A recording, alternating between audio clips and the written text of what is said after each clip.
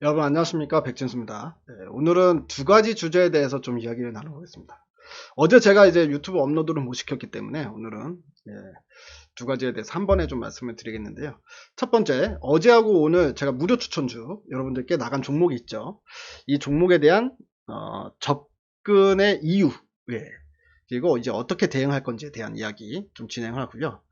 그리고 또 이제 헬릭 스미스가 주주 흘러내더니 6만원을 위협하는 상황이 왔습니다. 그래서 헬릭 스미스를 장기적으로 보는 이유, 이 두 가지에 대해서 오늘 좀 말씀드리겠습니다. 자, 첫 번째, 자, 단기 관심주로 이제 어저께 추천드린 종목은 지니틱스라는 종목이었고요. 그리고 오늘 오전에 추천드린 종목은 알서포트였습니다. 자, 이 추천 종목 어디서 봤나요? 이거 모르시는 분들은요, 다시 한번 알려드리겠습니다. 010-7444-5577 여기로 신청이라고 문자를 보내시면요, 여러분들 이제 문자가 들어가게 돼 있습니다. 그래서 문자가 들어가면 제가 거기에 시황 전략도 알려드리고 오늘 추천주 얼마에 매수해라, 그리고 또 팔 때 되면 얼마에 매도해라, 사인을 다 보내드리고 있기 때문에 무료 문자 신청 많이들 해주시고요. 많은 분들이 이미 하고 계십니다. 많은 분들이 지금 유튜브 시청자분들 꽤 많은 분들이 하고 계시고요. 아직도 안 하고 계신 분들이나 이제야 백진수 유튜브 보기 시작한 지 얼마 안 되신 분들은요, 그동안 수익 많이 났으니까 지금부터라도 수익을 좀 많이 내자, 이런 의미로 신청을 해주시면 되겠습니다. 자, 이 본격적으로 이제 말씀을 좀 드리면 지니틱스하고 알서포트는 이제 차트 관심주로 일단 진입을 했다라고 생각하시면 됩니다. 이 두 종목의 공통점은 뭐냐면, 우리가 이전에 지금 단기로 먹고 나왔던 종목이 있었죠. 기억나시겠지만 트루윈하고 엘컴텍, 이거 보겠습니다. 자, 트루윈하고 엘컴텍이 우리가 진입한 자리를 볼게요. 여기였죠. 여기. 이게 뭐냐면 주가가 변곡점에 위치해 있는 자리입니다. 변곡점이란 건 뭐냐면 5일선하고 21선이 수렴이 되고 그 다음에 거래량이 완전히 죽고 여기서 방향성이 위로 올라가느냐 아니면 아래로 깨지느냐, 이 중요한 갈림길에 서 있는 자리를 변곡점이라고 얘기를 하거든요. 근데 변곡점에서 진입을 하는데 잘못 들어가면 어떻게 되느냐, 오히려 밑으로 훅 까지잖아요. 그래서 큰 폭으로 갑자기 거래량 돌면서 확 꺼질 수도 있기 때문에 변곡점에 진입을 할 때는 위로 올라갈 가능성이 큰 종목이냐를 봐야 되겠죠. 그래서 이제 트레이딩 같은 경우에 시장이 좋아할 만한 섹터냐 아니냐, 테마냐 아니냐, 이런 거를 이제 같이 보는 겁니다. 그래서 이제 트레이딩 같은 경우에 말씀드렸다시피 이제 열렬상 감지하는 카메라, 여러분들 누가 봐도 최근에 이제 사람들이 좋아할 만한 테마 안에 속해 있는 종목이었죠. 그런 부분이 주가 급등의 이제 원인으로 작용을 한 거죠. 근데 이게 이슈와 차트가 만나서 이루어진 합동 연주다, 이런 느낌이라고 보시면 되겠습니다. 엘컴텍 같은 경우도 저희가 매수해 놓고 며칠 있다가 움직임이 시작이 됐는데, 저희가 이제 매수 진입한 자리 자체가 자, 요런 자리죠. 요 자리였습니다. 즉 뭐냐면 21선하고 5일선이 이제 만나고 슬쩍 여기서 수렴이 되고 슬슬 주가가 고개를 들기 시작하는 시점이었다는 거죠. 그래서 그 이후에 이제 급등파동이 나오면 저희가 이제 먹튀를 하고 나오는 이런 식의 매매인데, 자, 지니틱스도 마찬가지입니다. 지금 현재 3,000원까지 주가가 들어 올렸어요. 저점 찍고 쭉 끌어올려서 여기까지 왔는데, 여기서 이제 쉬어가는 흐름이 나타나고 있는 겁니다. 횡보를 하고 있는데, 이 회사 같은 경우에는 시스템 반도체 관련주거든요. 펜립스 업체입니다. 그러니까 시스템 반도체 설계하는, 국내 특허가 138개를 가지고 있기 때문에 꽤 많은 특허를 가지고 있고요. 실질적으로 매년마다 매출액이 급상승을 하고 있는 상황이다. 근데 이제 우리 삼성전자에서도 이제 시스템 반도체를 본격적으로 사업을 시작을 하거든요. 올해부터.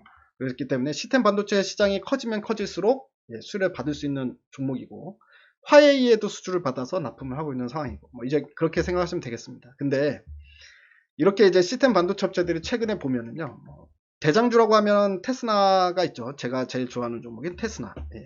테스나도 보면은 그래서 주가가 바닥권에서 들어올린 다음에 박스권을 보이죠. 박스권 보이다가 최근에 시세가 붙기 시작했습니다. 이제 쭉 들어올리기 시작하죠. 그러니까 이제 시장에서 시스템 반도체 쪽도 매수가 들어오고 매기가 들어오기 시작하는 부분이 나타나고 있다는 거고요.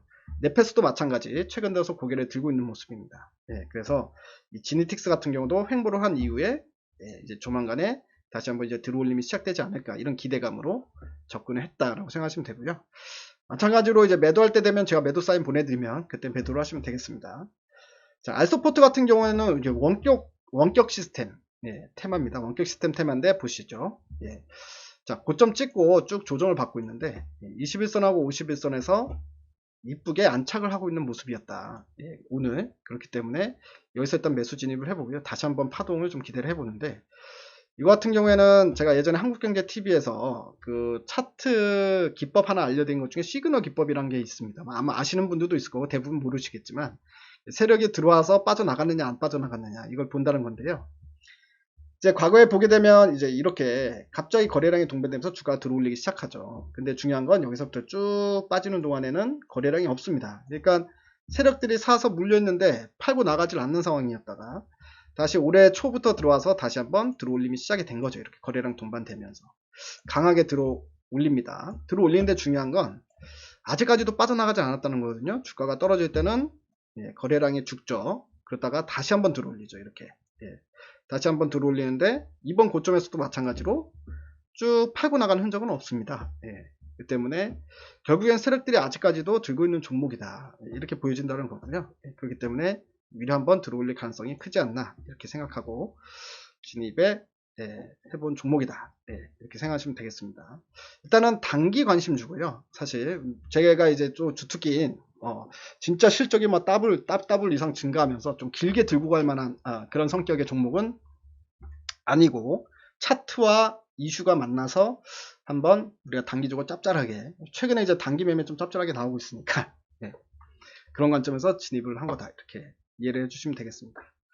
자, 이제 두 번째 주제가 정말 할 얘기가 많은데 헬릭스미스에 대한 이야기인데 헬릭스미스가 어제 6만원 마의 지지라인이라고 봐야 될 구간인데 6만원도 이탈하는 모습이 나타나니까 많은 분들이 또 문의를 해주셨습니다. 일단 헬릭스미스에 무슨 일만 있으면 일단 백진수로 찾는 사람이 상당히 많아요.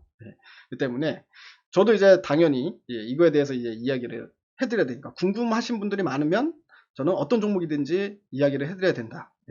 특히나 헬릭스미스는 뭐 자타공인 백진수가 제일 좋아하는 종목 중에 하나인 것도 부인할 수가 없기 때문에 걱정하신 분들이 많아서 코멘트를 좀 해드려야 되겠다 싶은 생각이 드는데요. 헬릭스미스 이야기를 하려면은 너무 광범위해요. 이게 이야기할 거리가 너무 많습니다. 솔직히 말해서. 그래서 뭐 이거 얘기하면은 진짜 1시간 넘게 걸리거든요. 이거를 너무 짧게 이 유튜브 시간 한 5분 내에 말하는 것 자체가 상당히 힘들기 때문에 그냥 상당히 좀 러프하게 그냥 좀 짧게만 이야기하겠습니다. 헬릭스미스를 제가 5년간 10년간 길게 보면 볼수록 좋게 보고 있다 이렇게 말씀을 드렸고 또 하나는 10배 이상 수익을 보고 있다. 그 정도로 이제 나는 노리고 있다 이렇게 말씀을 드렸기 때문에 그 이유에 대해서는 뭐 여러 가지가 있지만 이제 생각나는 대로만 짧게 이제 굵직한 것만 좀 말씀을 드리면요. 바이오 업체는 사실 그 바이오 업체 그 회사 대표가 이야기하는 말을 믿고 투자하기에는 사실은 너무 리스크가 크죠. 왜냐하면 대표가 거짓말을 하는지 안 하는지 그걸 알 수가 없기 때문에 뭐 예를 들어서 신라젠 사태만 본다고 하더라도 상당히 이제 그 대표에 대한 배신감이 상당히 크죠. 주주들 입장에서는. 근데 막말로 헬릭스미스는 안 그러냐. 헬릭스미스도 보면은 김선영 대표님에 대한 그 상당히 좀 하여튼 안 좋은 감정이 많으신 주주분들도 꽤 많은 걸로 알고 있습니다. 그래서 대표의 말을 들어서 저는 이제 이 종목을 좋게 보는 건 아니다. 이것도 말씀을 드리고요. 일단 객관적으로 저 나름대로 데이터를 보고 객관적으로 이건 되는 약이구나 라고 생각을 했다라는 점 말씀을 드리겠습니다. 거기에 대한 이제 근거 내용을 좀 먼저 말씀을 드리면 저도 이제 꽤 오래전부터 이 종목을 봤기 때문에 임상 이상 결과 나왔을 때부터 관심 있게 봤거든요. 근데 임상 이상 결과가 상당히 고무적이었습니다. 너무 좋았습니다. 이 지금 DPN이란 환자들은 뭐냐면 이제 당뇨병성 합병증이죠. 어떻게 보면 신경병성 통증인데요. 신경병성 통증이란 게 그 뭐 우리가 사실 그거 병을 좀 중증병을 알아보지 않은 사람은 고통을 알 수가 없지 않습니까?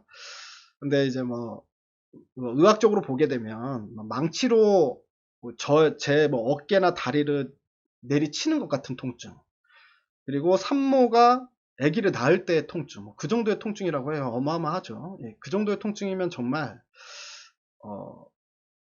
진짜 죽여달라 이렇게 얘기하는 환자가 많을 수밖에 없는 그런 병이구나라고 쉽게 생각이 되실 겁니다. 근데 이제 그 중증 통증인 거죠. 중증 통증이 오는 사람들 중에 이 통증을 잡으려면은 일단 치료제가 있어요. 치료제가 없으니까 일단은 진통제로 일단은 처방을 할 수밖에 없는 상황이라는 겁니다. 근데 그 진통제조차도 먹히지 않는 사람이 절반이라고 해요. 그럼 이 절반, 그 진통제는 사실 지금 화이자에서 나왔던 리디카라는 신약을 가장 많이 사용을 하고 있는 거고, 그 약을 제일 많이 처방을 하고 있는 거고, 근데 그 리디카라는 진통제도 안 먹히는 사람들이 절반이라고 하면 나머지 절반은 뭐에 의존을 해야 되느냐? 이제 마약성 진통제죠. 마약성 진통제에 의존을 하거나 아니면 마약성 진통제를 또 이제 쉽게 처방받을 수 있는 건 아니니까 그냥 힘들어도 그냥 버티거나 뭐 둘 중에 하나를 해야 되는 상황이다. 이렇게 보시면 될 것 같은데, 이 헬릭스미스에서 임상 이상의 결과가 나온 건 뭐냐면 주사를 놓은 거예요. 그냥 주사를 놓고 아무것도 안 한 겁니다. 그러니까 우리가 진통제 리리카 같은 경우는 하루에 한 번씩 계속 처방을 받아서 매일마다 약을 복용을 해야 되잖아요. 근데 이 약이 또 그 정도의 통증을 잡으려면 얼마나 독한 약이겠습니까? 그러니까 이 약을 먹으면서 뭐 이거 부작용이 나오면 그 부작용에 해당되는 약들도 같이 복용을 해줘야 되는 건데, 이거는 주사 한 번 놨는데 3개월, 6개월, 9개월 동안의 데이터, 통증이 완화되는 데이터 수치만 기록을 한 거거든요. 근데 임상 이상에서 아주 뛰어난 결과가 나왔다는 겁니다. 물론 임상 이상이었기 때문에 환자 수는 몇 명 안 됩니다. 20명 남짓 환자 수긴 하지만 모두에게서 통증이 감소된 효과가 나타났었다라는 거거든요. 미국 FDA에서는 이 임상 이상 결과만 가지고도 이 약을 알메스로 지정을 해줬어요. 알메스라고 지정을 해줬다는 건 무슨 의미냐면 한마디로 재생의약품으로 지정을 해줬다는 거거든요. 근데 여러분들, 통증 치료제, 그러니까 한마디로 진통제가 재생의약품입니까? 진통제로 봤다면 이건 재생의약품, 알메스는 딴 거에 뭐 해줄지언정 알메스로 지정해 줄 수는 없거든요. 그러니까 이미 임상 이상 결과만 놓고 봐도 FDA에서는 이거를 재생의약품으로 봤다는 거거든요. 진통제로 보지 않았다는 이야기입니다. 진통제라고 하는 거는 순간에 진통을 멈추는 건 그때그때 약을 복용을 해야 되는데, 이거는 주사 한 방 놓고 그냥 가만히 시간이 가는데 알아서 통증 수치가 낮아진 결과가 나왔기 때문에 이거는 치료 효과가 있는 거다라고 FDA에서 이미 그 가능성을 제일 먼저 봐줬다라고 볼 수 있다는 거죠. 자, 그리고 문제가 됐던 3-1사항 보게 되면요. 뭐 분석기관에서 뭐 잘못됐다, 결국에는 그런 결과가 나왔다고 하는데, 뭐 이렇든 저렇든 간에 어쨌든 팩트만 놓고 보면 3개월 때는 유효성의 돌파에 실패를 했습니다. 3개월 차에. 근데 이제 중요한 건 6개월, 9개월, 그리고 하나 더 진행했죠. 12개월까지. 이 데이터를 봤을 때는 유효성이 도달을 했거든요. 그리고 막말로 그 오염된 환자들을 제외해서 이 사람 딱 드러낸 다음에 데이터 값을 내보니까 3개월째도 임상이 유효성이 데이터가 나옵니다. 유효성이 달성했다라는 데이터가 나옵니다. 그러니까 오염이 된 환자들을 우리가 임의적으로 뺄 수 없기 때문에 이거는 못 쓰는 데이터는 맞아요. 하지만 실질적으로 3-2상이 진행이 될 건데 3-2상을 앞두고 이렇게 어쨌든 오염이 됐든 아니면 불성실하게 다이어리를 기록을 한 환자들이 됐던 간에 이런 데이터를 드러낸 다음에 효과를 보면 3개월째도 유효성이 달성이 됐고, 그리고 이번에 프로토콜을 보면요, 3-2상은 무조건 성공하겠다라는 프로토콜입니다. 뭐냐면 환자들한테 스마트폰을 지급을 해가지고요, 이제 전자 다이어리 그렇게 이제 분석을 하겠다 그러고요, 그걸로 기입을 하겠다. 그리고 중간에 불성실하게 이 다이어리를 작성하는 환자들이 있다면 그냥 중간 탈락을 시켜버리는 그런 조항도 넣었고요. 가장 중요한 건 3개월 유효성 데이터를 빼고 6, 9, 12를 보겠다는 겁니다. 그러니까 한마디로 무조건 일단은 데이터 자체는 성공을 시키겠다는 건데, 그렇게 마음대로 해도 결국엔 그렇게 해서 유효성이 달성이 된다고 한들 그게 이제 FDA에서 시판 허가 내줄 거냐? 당연히 내줍니다.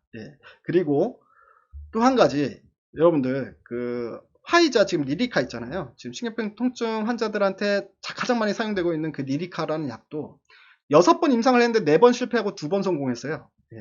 근데 그 2번 성공한 거 가지고 시판을 하고 있는 겁니다. 중요한 건 리리카는 엄청나게 많은 부작용을 같이 동반이 되는데도 불구하고 환자들의 통증이 너무 심하니까 당장에 쓸 약도 없고, 그래서 쓰고 있는 게 리리카다라고 생각을 하시면 되는데, 어쨌든 제가 봤을 때 이 DPN 같은 경우에는 지금 오히려 우리나라보다 미국에서 더 기대를 하고 있는 상황이라는 건 여러 가지 힌트들이 있단 말이에요.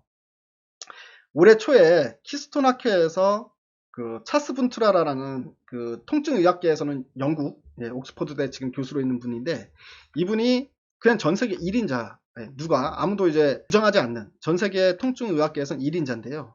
이분이 이제 이번 키스톤에서 이번 3상 결과를 가지고 헬릭 스미스에서 이제 브리핑을 했는데, 거기서 학회에서 발표를 했는데, 흥분을 멈추지 못하겠다. 통증의학계에 새로운 패러다임이 나타났다. 엄청난 극찬을 합니다. 근데 극찬을 하는데 끝나지 않았거든요. 이분이 이번에 주주총회 때 안건 중에 사회이사 선임권이 있었습니다. 차스 분투라 박사가. 그러면 이 차스 분투라 박사가 사회이사로 들어온 거는 그냥 뻔하잖아요. 이분이 헬릭 스미스에서 돈 받으려고 들어왔겠습니까? 사회이사로? 그럼 사내이사로 들어왔겠죠. 그러면 이분이 이 조그마한 헬릭 스미스라는 그 사람 입장에서는 처음 들어보는 회사였을 텐데, 헬릭 스미스라는 조그만 회사에 자기 이름 명성값이 있지, 구멍가게, 한마디로 대기업 회장하던 사람이 구멍가게에 갑자기 사회이사로 이름을 등록을 한다? 이건 뭐겠습니까? 헬릭 스미스에서 아무리 꼬셔도 올 사람이 아니란 거죠. 그 사람 자체적으로 지금 현재 VM202에 대한 엄청난 가능성을 보고, 그리고 자기도 여기에 인발부에서 어떻게 진행되는지 보고 싶고, 또 자기가 도움이 될 게 있다면 도움이 되고 싶은 거거든요. 근데 이런 부분들은 사실은 어느 정도의 그 분 나름대로의 확신이 없으면 못하는 거 아니겠습니까?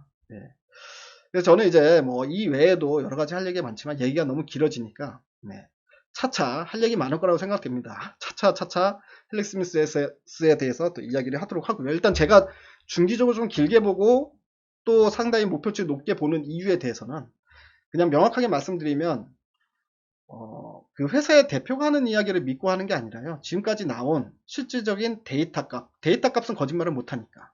사람은 거짓말을 할 수 있지만 데이터 값은 거짓말을 못하잖아요. 데이터 값만 봤을 때 이게 정말 물약이냐? 저는 아니다. 이건 진짜 약이다. 라고 보인다는 겁니다.